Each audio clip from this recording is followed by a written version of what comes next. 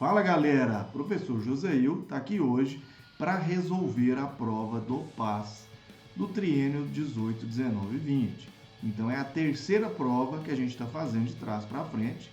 Fizemos, né? A do triênio 20, 20, 22, 19, 20, 21 e agora do triênio 18, 19 e 20. Então fica ligado, não precisa fazer as provas muito antigas, né? Pelo menos as 4, no máximo as 4 últimas. E se você vai fazer o PAS 1, se liga nessa prova. Bora lá pro 4. Então, galera, vim aqui pro meu cantinho para não atrapalhar o quadro, né? Que está de cá. Então é isso.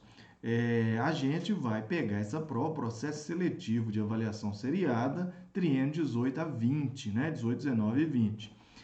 Essa prova foi aplicada de 18 de novembro de 2017, certo? Então, a gente já vai começar a ver um tipo de questão que não tinha nas outras, pelo menos na última, que é aquela de análise de sistemas de unidades.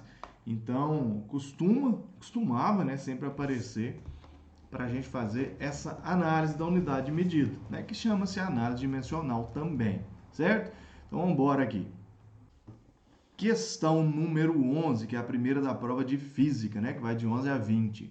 No estudo da mecânica, as grandezas físicas podem ser expressas em 3 grandezas básicas: comprimento, tempo e massa, que são as 3 da mecânica. A força é uma grandeza particularmente importante no estudo da dinâmica do movimento. No Sistema Internacional de Unidades, a unidade de força é Newton, que quando expressa em termos das grandezas básicas L, T e M, né, que é comprimento, ali o tempo e a massa, fica como? Então, o comprimento é medido em metros, a massa em quilogramas e o tempo em segundos. Então, o que eu vou fazer? Toda vez que tiver um problema desse jeito, a gente precisa pegar a equação dessa, né, grandeza e escrever as unidades. Vamos lá. Vou escrever aqui embaixo de branco. Vamos ver como que fica isso. Então, você lembra que a segunda lei de Newton me fala que a força é a massa vezes a aceleração. Então, ele está falando para a gente que a unidade de medida aqui de força é o Newton. Agora, como que eu escrevo aqui a unidade de medida? Aí você vai pensar. Massa é dada em quilograma. A aceleração, a gente sabe também, que é metro por segundo ao quadrado. Então, uma outra maneira de fazer isso, se você não lembrar, qual que é a unidade de aceleração? Aí se transforma, deixa eu colocar aqui, né? Então, a unidade de medida Newton corresponde a quilograma vezes metro por segundo ao quadrado. Para a gente já marcar aqui, quilograma metro por segundo ao quadrado. Se você não lembrar aqui como que você escreveria, olha o que você pode fazer. Você pode lembrar da aceleração sendo, olha só, massa. O que é a aceleração? É a variação da velocidade no tempo. Então, se você não lembrar, você vai escrever que a unidade de medida aqui nesse caso é igual a quilograma vezes o que é a velocidade? Metro por segundo. E o que é tempo? É segundo. Aí é só você dar aquela ajustada ali que você chega nas unidades de medidas da letra B. Fácil essa aí. Número 12. Na figura observa-se um bulbo de vidro preenchido com água, no qual possui 2 saídas tampadas com rolhas. Quando uma força F é aplicada no êmbolo móvel, posicionado na entrada do bulbo, o aumento da pressão é transmitido integralmente em todos os pontos do fluido, né, que está armazenado nele. Este princípio é conhecido como... Aí você vai lembrar, o princípio de Newton nem existe, né? Existem as leis de Newton. Princípio de Torricelli, então você vai lembrar daquele experimento Torricelli lá, né, da coluna de Mercúrio. E o princípio de Arquimedes é um empuxo. Então, você vai pensar no seguinte, né? É claro que você vai ter que lembrar de qual que é o princípio, mas é o princípio de Pascal, que é aquele que você usava, você pensa, Pascal não era assim não. Pascal era aquele que você usava uma prensa hidráulica, né? Você empurra de um lado, sobe do outro, né? Que você teria, a gente normalmente faz um desenho assim. Então, acontece isso aqui, às vezes nos exercícios, né? Vai aparecer algo desse tipo, aonde você faz uma força de K e faz uma força de K, que ela vai ser transmitida, né? E você tem uma situação de equilíbrio, na verdade. Aí você tem aqui uma força 1 e uma força 2. É aquela relação força sobre ar. Então, a pressão é transmitida para todos os pontos. Normalmente, nos livros, vem um desenho feio assim. Então, princípio de Pascal. 13. Parar um caminhão pesado é mais difícil do que parar um carro pequeno, quando eles apresentam o mesmo módulo de velocidade. Então, na figura, enunciamos esse fato dizendo que o caminhão tem mais quantidade de movimento do que o carro, pois a quantidade de movimento de um objeto é definida como o produto da massa do objeto pela sua velocidade. Né? Então, um caminhão em repouso, olha só, então quer dizer que a quantidade de movimento, Q, ou P, né, é o produto da massa, é um vetor, pela velocidade, certo? Então, você vai pensar no seguinte, um caminhão pesado tem mais inércia do que um carro leve. Então, esse caminhão é mais difícil de parar do que um carro pequeno. Claro, a massa dele é muito maior, certo? Se ele tiver a mesma velocidade, ele vai ter diferentes quantidades de movimento. Então, a pergunta a quantidade de movimento de um objeto é definida, então, como esse produto. Então, um caminhão em repouso, ele tem quantidade de movimento? Não, né? Porque a velocidade vai estar sendo zero, né? Então, se a velocidade do caminhão é zero, quer dizer que a quantidade de movimento dele também é. Então, tem maior módulo de quantidade de movimento? Não, porque um carro em repouso, se os dois estão em repouso, os dois têm zero, né? Tem menor módulo da quantidade de movimento do que um carro em repouso? Não, em repouso está todo mundo com zero. Tem maior módulo da quantidade de movimento que um carro em movimento? Não, porque ele está em repouso. Então, tem menor módulo na quantidade de movimento do que um carro em movimento. Sim, porque um carro em movimento, qualquer coisa em movimento é maior do que zero.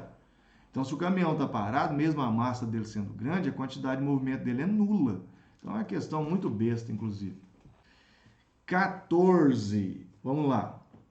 Em fevereiro de 2016, cientistas do projeto LIGO, sei lá se chama isso, confirmaram a existência de ondas gravitacionais propostas por Einstein há 100 anos, em 1916.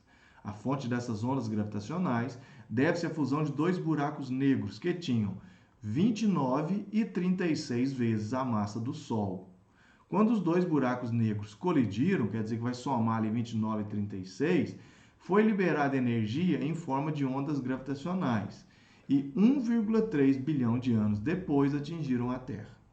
A energia liberada em forma de ondas gravitacionais é proporcional a 3 vezes a massa do Sol, certo? Então, a massa do buraco negro resultante nesta fusão é... Então, o que eu tenho aqui? Eu tenho aquela situação de que a energia... Deixa eu modificar a espessura aqui. A energia que eu tenho no final tem que ser igual à energia que eu tenho no início. Então, aqui, não é muito comum a gente fazer isso no ensino médio, mas você vai pensar naquela ideia ali do Einstein de que a energia se transforma em massa, certo? Então, no final, eu tinha a massa do buraco negro, vou chamar de massa do buraco, né?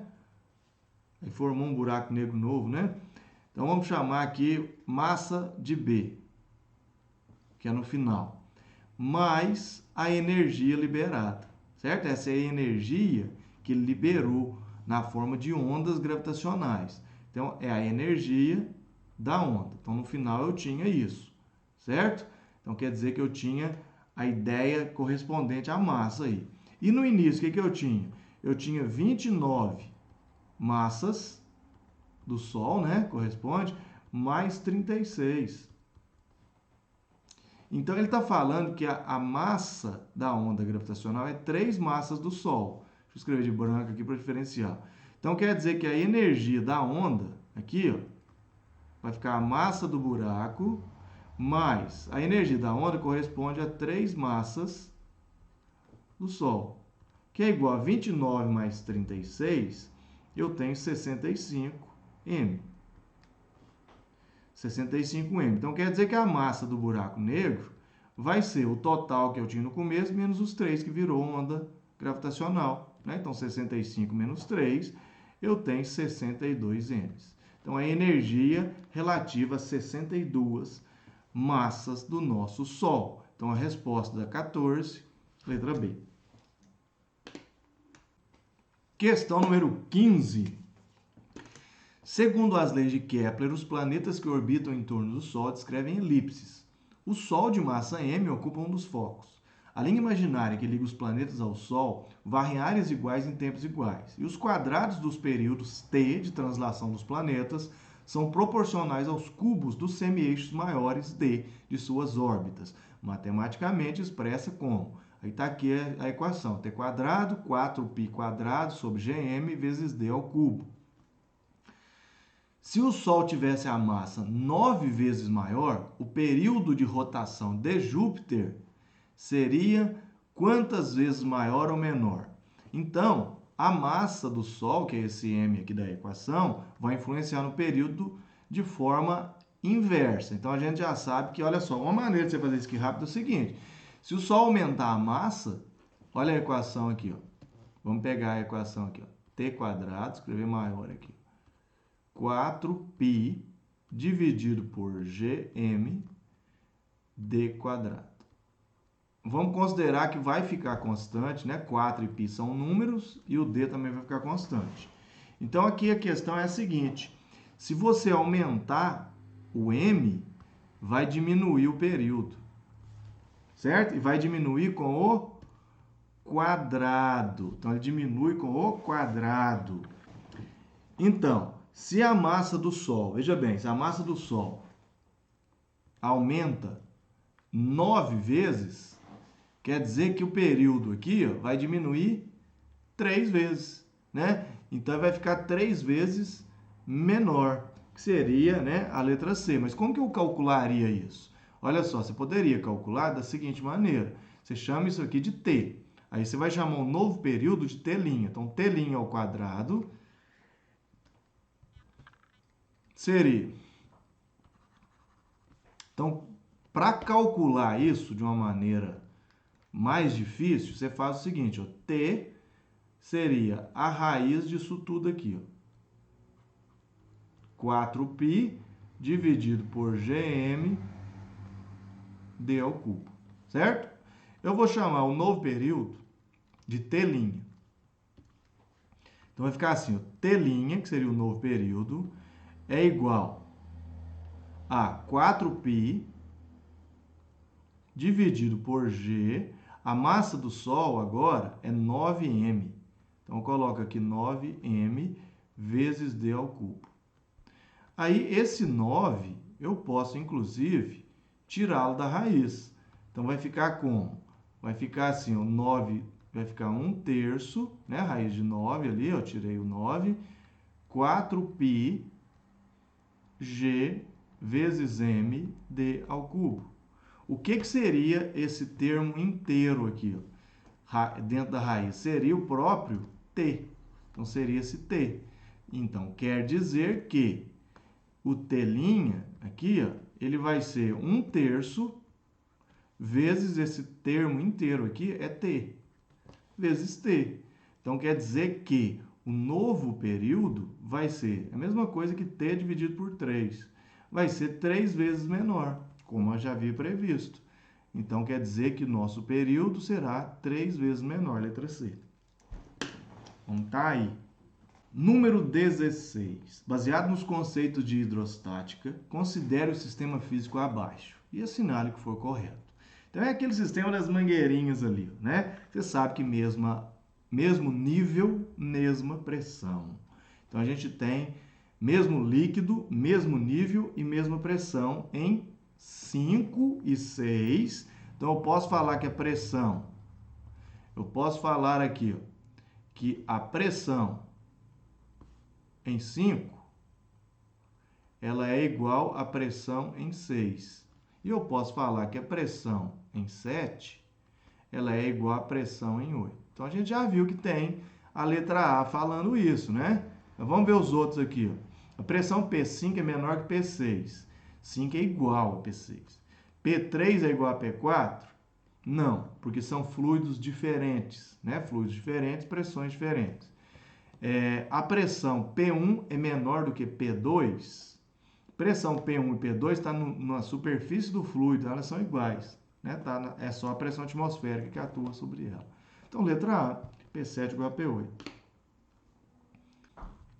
Questão 17. Em certas máquinas de lavar roupas, com uma porta frontal, um dos métodos utilizados para remover sujeiras do tecido é conhecido como método de tombamento. Neste modo de lavagem, o tambor da máquina de raio 0,4 realiza um movimento circular uniforme. Então, quer dizer que esse MCU aqui é importante para nós, para saber qual é a equação que eu uso. E gira com uma frequência, de forma que o tecido que tende a seguir o movimento no tambor, ao chegar ao ponto mais alto de sua trajetória, cai devido à ação da gravidade, por não existir mais o contato com a superfície. Neste movimento de queda, a máquina simula o processo de lavar e bater a roupa à mão. Determine o limite máximo da velocidade tangencial do tambor para o método de tombamento, para que o método seja utilizado, né? Então quer dizer que lá naquela ideia de movimento circular, aqui, ó, quando a gente tem um movimento circular, aí vamos supor que tem um objeto aqui. Quem lembrar da equação direta é só aplicar, né? Aí nesse ponto aqui, vamos considerar que ele tem uma velocidade para cá. Isso aqui é a velocidade máxima. Vamos considerar que essa aqui é a máxima velocidade, né? O que eu tenho atuando neste dispositivo, nesse objeto, para baixo? Eu tenho a força peso e eu tenho a força normal. Então, aqui eu tenho força peso e força normal. Aí a gente vai lembrar que a força centrípeta é dada por mv² sobre o raio. Isso aqui é só para quem não lembrar da equação, tá? Então, a gente tem que desenvolver assim, ó, é mv² sobre o raio do movimento aqui. O raio é isso aqui, né, ó? Que foi dado ali 0,4.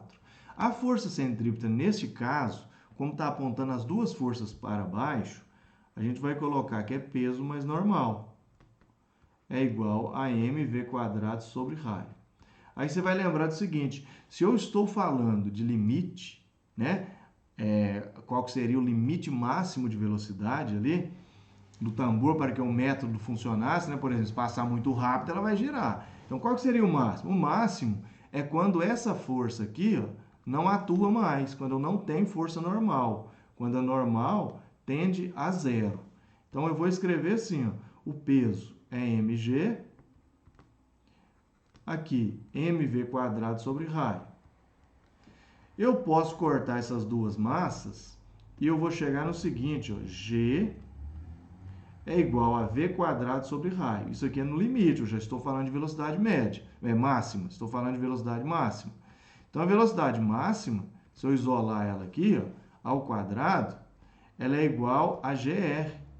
Então, quanto que vai valer essa velocidade máxima? Olha só, velocidade máxima vai ser a raiz de g, que vale 10, e aqui que vale 4.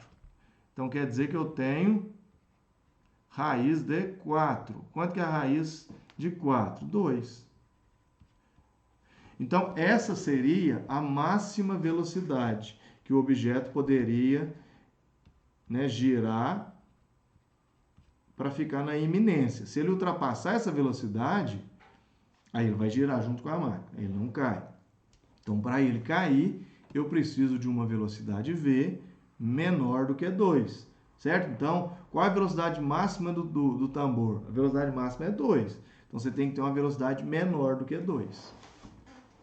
Para girar, maior do que 2. Para cair, toma cuidado com a pergunta, né? Que é para cair, assim o funcionamento, tem que ser menor. 18. O isótopo de lítio é instável e se desintegra espontaneamente num próton, núcleo de hidrogênio com massa de 2 × 10 a menos 17 kg e uma partícula alfa. Núcleo de hélio com massa 7 × 10 a menos 17 kg. Nesse processo, a quantidade de movimento total do sistema antes e depois da desintegração é conservado.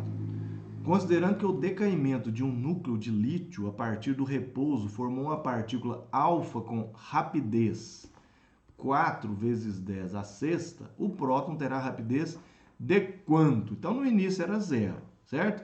No início, eu tinha quantidade de movimento 0. Então, eu tenho isso aqui, ó. Quantidade de movimento inicial é igual a quantidade de movimento final. Então, no início, eu tinha 0. O que eu tinha no final? No final, eu tenho núcleo de hidrogênio, seria um próton, seria a massa do próton, vezes a velocidade do próton, mais a massa do núcleo de hélio, aqui de alfa, vezes a velocidade de alfa.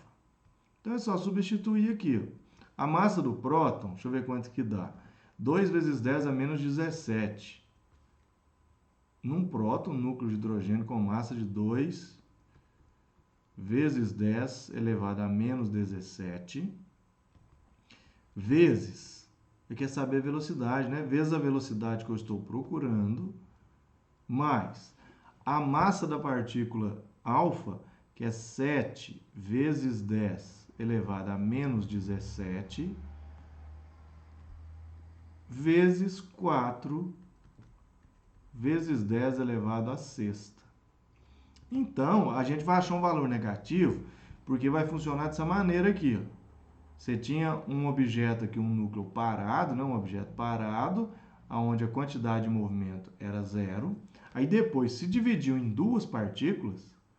Se após essa colisão, a explosão, né? A desintegração, aí, eu vou ter uma velocidade para a direita e uma velocidade para a esquerda. Por isso que eu vou achar um valor negativo.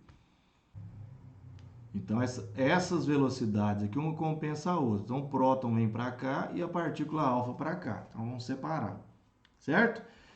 Eu vou achar negativo, mas tudo bem. Fazendo as contas aqui, o que eu vou encontrar? Olha só, vai ficar assim, ó.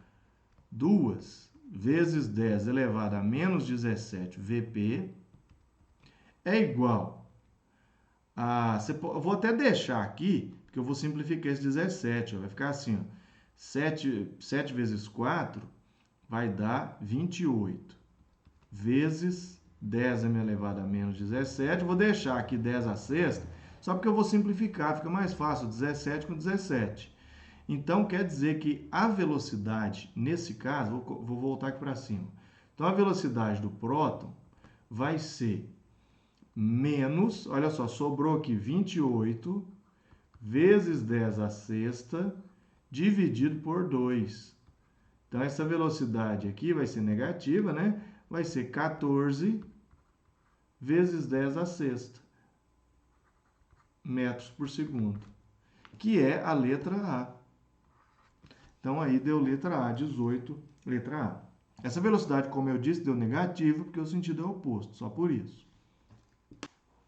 19. Em uma jogada típica do futebol americano, para que o time consiga marcar ponto, o arremessador lança uma bola com velocidade de VB 10 raiz de 3 metros por segundo com um ângulo de 30 com horizontal.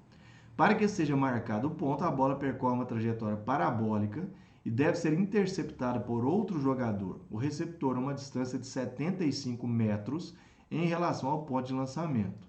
Então, quer dizer que eu tenho algo desse tipo aqui. Eu tenho uma bolinha que vai sair daqui, aí ela vai percorrer um trajeto parabólico, vai chegar aqui, por exemplo, onde essa distância, aqui, a distância vale 75 metros. Então, ela percorre 75 metros em relação ao ponto de lançamento. Antes de iniciar a jogada, o arremessador e o receptor estão localizados em um mesmo local. Então, quer dizer que eles vão sair juntos. Então, o cara vai arremessar a bola e o outro cara vai sair correndo. Então, quer dizer que é como se tivesse um carinha parado aqui, que vai arremessar, e o outro sai correndo aqui. Ele vai sair correndo e vai chegar aqui onde está a bola. Então, está falando que eles estão juntos, e ao ser iniciada a jogada, o receptor corre com velocidade. A velocidade do receptor, ela vale 5 metros por segundo, até a marca de 75 metros. O tempo que o arremessador deve manter a posse de bola antes de largá-la para que o receptor consiga alcançá-la será quanto? Então é o seguinte, a bola e o receptor têm que chegar no mesmo instante. Então, a bola vai ser lançada com uma velocidade maior do que o receptor, porque ela vai estar com uma inclinação, né? E eu tenho aqui já a velocidade, né, dada 10 raiz de 3.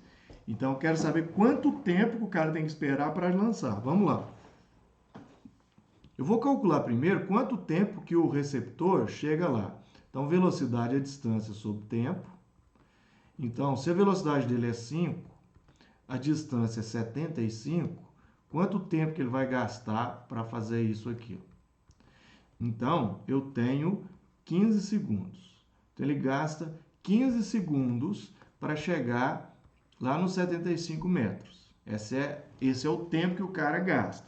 A bola gasta menos tempo, então ele tem que esperar um pouco. Agora eu olho quanto tempo que a bola gasta para chegar lá. E é fácil, eu nem preciso fazer muita conta. Por qual motivo? A bola, ela tem uma velocidade para cima, que seria o VY, e ela tem uma velocidade para frente, que seria o Vx, que está relativa a esse ângulo aqui, que ele falou que é 30. Ó. Então, aqui é o nosso Vx, e esse ângulo aqui é 30. Então, basta eu usar a velocidade Vx. Como que eu acho isso? Se deu o ângulo, né? Então, eu vou fazer o seguinte, ó. A velocidade em x é igual também a distância dividido pelo tempo. O tempo vai ser outro, tá? Vou até chamar de t aqui, só para diferenciar. Qual que é a velocidade em Vx? A velocidade em Vx é a velocidade v vezes o cosseno de 30. Isso aqui vezes o cosseno de 30, que é igual a distância dividido pelo tempo. Então, substitua. Fica assim, ó, 10 raiz de 3 vezes o cosseno de 30 é raiz de 3 sobre 2. É igual a distância, 75, dividido por t. Então, vai ficar 3 raiz de 3 vezes raiz de 3 dá 3. 3 vezes 10, 30. Dividido por 2 dá 15. Então, quer dizer que eu tenho aqui 75 dividido por t. A gente chega à conclusão que o t é 75 dividido por 15. Quer dizer que o t aqui, ó, quer dizer que o t vai ser igual a 5. Não quer dizer que ele gasta 5 segundos. Então, se ele gasta 5 segundos, se a bola gasta 5 segundos para chegar lá e o cara gasta 15, então quanto tempo que ele tem que esperar? 10 segundos. Ele espera 10 segundos, aí o cara está lá na frente. Aí ele lança. Aí o cara já passou os 10 segundos para ele, falta só 5. Em 5 segundos a bola chega, então quer dizer que ele vai ter que esperar, né? Ele tem que esperar 10 segundos para depois lançar, né? Então, a diferença aqui, ó, dos dois é o 15 menos 5, que vai dar 10 segundos. Então, eu tenho 10 segundos. Nossa, vermelho ficou horrível. De outra cor. Então, ele espera 10 segundos e lança. Certo? Às vezes o cara faz aquele monte de conta ali. Não, não tem essa não. Na linha da partida, x igual a 0, um velocista parte do repouso. Então, quer dizer que a velocidade inicial dele é 0. Na linha de chegada, que se encontra a 100 metros da linha de partida, quer dizer que o nosso ΔS, ou a nossa distância, vale 100 metros.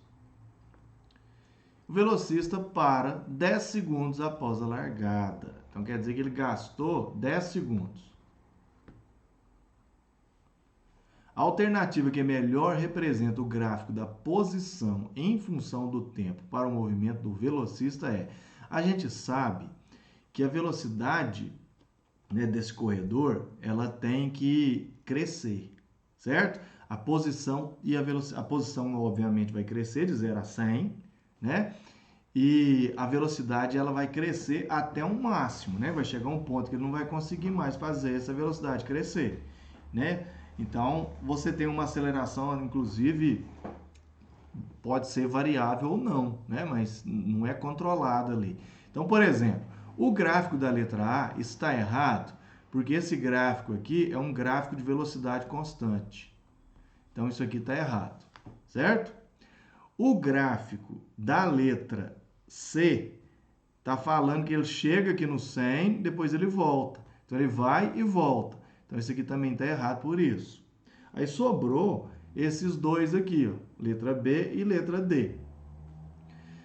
Quando o cara passa aqui no 100, ó, olha, você chegou no 100 em 10 segundos. O gráfico nem continua, né? E, na verdade, a inclinação do gráfico, ou seja, se você traçar aqui tangentes aqui, ó, você vai ver que a aceleração dele está modificando aqui também, certo? Se você traçar aqui, você pensar numa linha tangente aqui, você tem essa aceleração. Então, o que está acontecendo? Normalmente, ele acelera e mantém a sua velocidade constante durante um tempo. Né? Você chega num valor máximo e dali não acelera mais. Agora, o que está acontecendo na letra B que está errado aqui? Ele está chegando no 100 nesse ponto, ó, antes de 6 segundos. Ó. Então, ele está chegando aqui e mantém em repouso. Então, esse ponto aqui está falando assim, velocidade é zero. E não tem velocidade zero. A velocidade dele vai crescendo, certo? Por exemplo, desse ponto até esse, mais ou menos, é aparentemente uma reta. Né? Você imagina aqui que é quase que uma reta. Quer ver? Vou fazer uma reta em cima aqui. Ó. Olha só para você ver, praticamente uma reta. Então, isso aqui mostra que a velocidade dele, nesse ponto, é quase que constante. Aí, depois, ele vai diminuindo essa velocidade quando passa aqui no 100 e vai desacelerando, certo? Ele vai dando aquela diminuída e passa um pouco ali do 100. Então, a alternativa correta é a letra D. Galera, gostaram aí da resolução? Espero que tenham gostado. Então, curta, compartilhe e se inscreve no canal. Até a próxima.